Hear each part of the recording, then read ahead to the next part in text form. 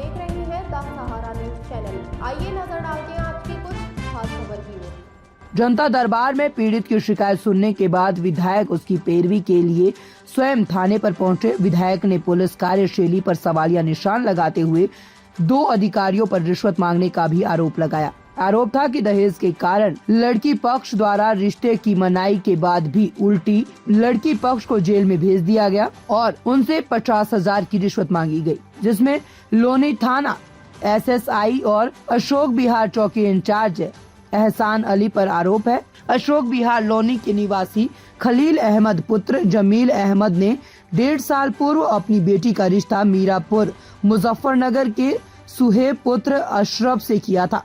शुरू में परिवार द्वारा बिना दहेज की शादी की बात कही गई थी, लेकिन निकाह नजदीक आते ही भारी दहेज व गाड़ी की मांग करने लगे। इस पर पीड़ित के परिवार ने असमर्थता जताई, जिसके बाद सुहेब ने पीड़िता के पिता पर तांत्रिक आरोप लगाकर रिश्ता खत्म कर दिया। रिश्ता खत्म करने के बाद पीड़िता से ही सगाई में खर्च हुए धनराशि सामान की मांग की जाने लगी, जिस पर पीड़िता द्वारा पुलिस को शिकायत भी दी गई, लेकिन कोई कार्रवाई नहीं की गई। इसके बाद आरोप है कि मुजफ्फरनगर से आकर सुहेब ने पुलिस प्रशासन से सांठगांठ कर पीड़ित परिवार जिसकी बेटी छोड़ दी गई उसी पर दबाव बनाने लगे और इनके पैसे दो। और जब पीड़िता ने कहा कि हमारे लाखों रुपए खर्च कौन देगा, तो चौकी इंचार्ज और नासिर हुसैन ने धमकाते हुए कहा कि तुम्हारे नहीं मिलेंगे, तुम्हें देना है, वरना 50,000 हमें दो, हम सेटलमेंट करवा देंगे। इसके बाद पीड़ित परिवार आ गया तो चौकी इंचार्ज व एएसआई ने लोनी कोतवाली थाने के साथ पीड़ित परिवार के भाई अनस को रात्रि में उठा लिया, जो कि बुखार से बीमार था। पीड़ित परिवार ने कहा कि मेरे बेटे का कोई मतलब नहीं है, जो कभी मुजफ्फरनगर गया ही नहीं, जिसका कोई लेना देना नहीं है, उसे रात भर ठंड में हवालात में रखा गया, हम कंबल देने गए, हमें भी भगा दिया।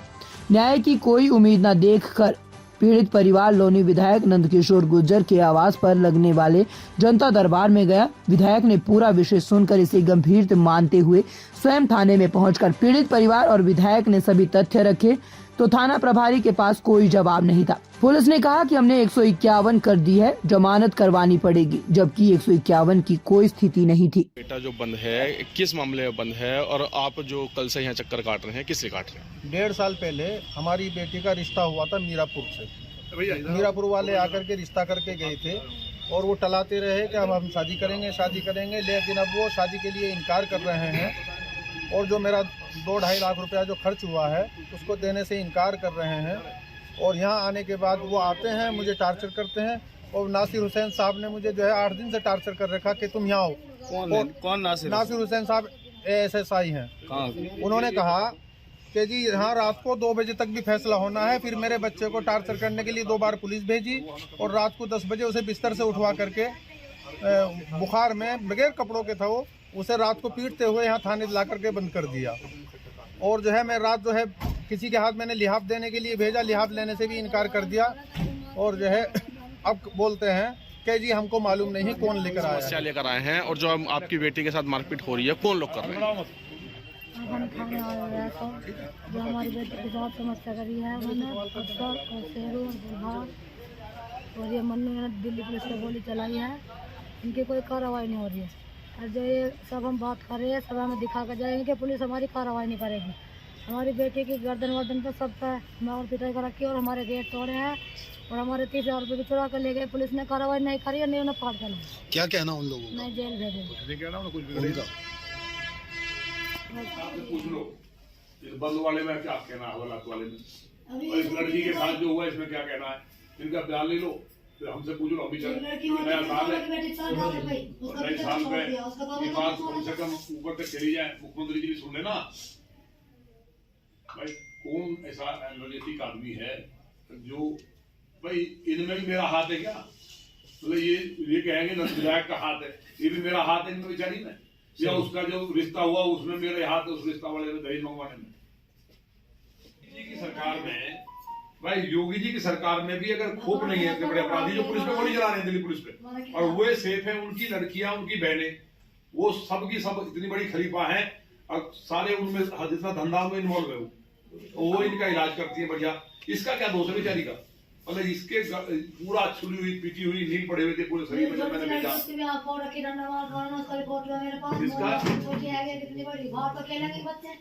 हम ना मिलेंगे तो बच्चों को मारेंगे आप। घर में घुसते हैं, सारे एविडेंस है आपके पास, तो वीडियो वगैरह थे उनके पूरे, इसके बाद है तो क्या चाहिए बताइए लड़की क्या को? चाहिए जो पुलिस भाई ये ऐसा है, बहुत तकलीफ की बात ये है कि मुझे थाने आना पड़ा। मैंने सुबह फ़ोन किया अधिकारी को और मैंने कहा कि एक लड़के को रात बंद कर दिया है। ये क्या नाम है? खलील अहमद। खलील अहमद सुबह मेरे पास गए जनता दरबार में। इन्होंने बताया कि मैंने अपनी बेटी का रिश्ता किया मीरापुर में, मुजफ्फरनगर में, और वहाँ जब रिश्ता हो गया, जो इन्होंने खर्च किया उसने खर्च किया, उसके बाद वो कुछ दहेज मांगने लगा। जब दहेज मांगने लगा, इसने कहा भाई जो बात तय हुई है मैं उतना दे पाऊँगा, मेरी हैसियत नहीं है। उसके बाद वो यहाँ आकर के कहीं से जो भी प्रेशर डलवाया, आकर के यहाँ थाने में आए, इसको बुला लिया, ये भी आ गया। आने के बाद इन्होंने कहा जी मैं जा रहा हूँ घर पे, मैं जो सामान है मैं भेज दूंगा, लेकिन मेरा खर्चा भी हुआ है, मेरा भी हिसाब कर देना। इतनी सी बात थी, ये घर चले गए।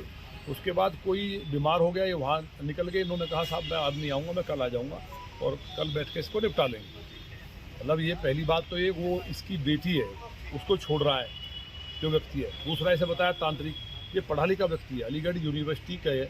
ये आदमी BSc AG किए हुए हैं, 72 साल 72 ईयर ओल्ड व्यक्ति है, इतनी इनकी एज है।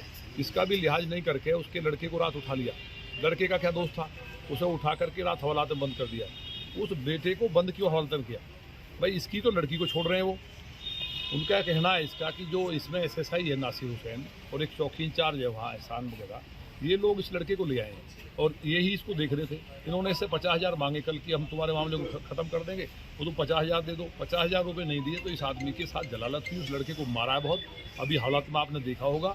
अभी मैंने ACP को कहा है, सुबह मुझे DCP का फ़ोन नहीं मिला। अभी ये क्या कहेंगे, झगड़ा कर रहे थे। अभी एक नई बात पुलिस ने कोशिश की, लेकिन झगड़े की बात इसलिए ख़त्म होगी, अब उसको भी पलट रहे हैं। अभी वो जो आपस में लेन देन था ये आया नहीं, इसलिए बंद कर दिया। अगर कोई नहीं आया तो तुम उसको बंद कर दोगे? किसी की लड़की को छोड़ा जा रहा है, उसी के साथ अन्याय हो रहा है, वो दहेज मांग रहा है और उसी व्यक्ति को प्रताड़ित किया जा रहा है। उसके बावजूद भी वो आदमी कह रहा है जी बैठ के जैसे कहो वैसे ख़त्म कर लेते हैं। तो उस लड़के को बंद क्यों किया गया? उस लड़के का क्या दोस्त था? इसने बिना दहेज की शादी किए 5 आदमी की पूरी लॉ नहीं जानती है, सम्मानित व्यक्ति है बेचारा। और उसके बाद पुलिस ने कहा कि झगड़ा मैं 151 में कर दिया है जी। ये बताइए 151 कैसे कर दिया आपने? 151 अगर कर दिया है तो उसके एविडेंस होने चाहिए कि झगड़े के। वो लोग उसके गांव वहाँ गए नहीं, इसके यहाँ कैमरे लगे हुए हैं। थाने के अंदर वो बेटा आया नहीं, ये आए और ये चले गए। उसके ये एक तरफा जिस तरह से पुलिस की ज्यादती है कि किसी को भी उठा के बंद करो, ये लॉनी में नहीं चलने वाली है। मेरा माननीय मुख्यमंत्री जी से भी पुनः कहना आपके माध्यम से, जिस तरह से उस बेटी के साथ हुआ सरिता चौधरी के, उसका एविडेंस मांग रहे हैं कि उसका बलात्कार क्यों नहीं हुआ, तभी एविडेंस माना जाएगा। ये जो हद पार कर दी है, केवल ये दिखा करके कि कमिश्नर से मेरा विवाद है। मेरा क्या विवाद है? ये दिखा करके पूरे गाजियाबाद में जो लूट भूमाफियाओं का मकड़जाल, छिनैती, डकैती, जो अपहरण हो रहे हैं, जो बलात्कार दुराचार हो रहे हैं बहनों के साथ, बेटियों के साथ, उसको दबाया जा रहा है। इस व्यक्ति के बेटे को बंद किया, उसकी पिटाई की और रात भर बंद रहा बुखार में। इसके लिए मेरे ये कहना है, मैं बात करूँगा ऊपर भी, क्योंकि पुलिस अधिकारियों से बात करने का कोई मतलब नहीं है। मैं माननीय मुख्यमंत्री जी से ही बात करूंगा कि ये पुलिस को कौन इतनी ताकत दे रहा है कि ये पूरी सरकार को फेल करना चाहते हैं। जो लॉ एंड ऑर्डर में हमारी सरकार की एक इमेज थी पूरे देश प्रदेश में, उसको समाप्त करना चाहते हैं। अब ये बेटी, ये बहन खड़ी है, इसकी बेटी को जबरदस्ती जिसने पुलिस पे गोली चलाई, आप इधर आओ, जिसने पुलिस पे गोली चलाई वो अपराधी अभी यहाँ डाबर तालाब पे पुलिस पे गोली चलाई, दिल्ली पुलिस पे, बड़ा माफिया जेल में उसके भाई ने, उन्होंने मिलकर के जबरदस्ती लड़की के साथ, जो उसको पूरे घाव लगे हुए थे जब मैंने भेजा, पिछले काफ़ी लंबे समय से चक्कर काट लिए। एक व्यक्ति पर न मुकदमा न गिरफ्तार है, क्योंकि वो काम करते हैं बड़ा अवैध धंधा, हथियारों की तस्करी करते हैं, अफीम चरस का काम करते हैं, बड़े अपराधी हैं। पुलिस को आते हैं, चौकी इंचार्ज है, उसको जेब में पैसे दे के चले जाते हैं। यदि आपने हमारा न्यूज़ चैनल सब्सक्राइब नहीं किया है तो पहले please the Sahara news channel को सब्सक्राइब करें, बेल आइकन को दबाएं, लाइक करें और आपको हमारा चैनल कैसा लगा कमेंट बॉक्स में लिखें।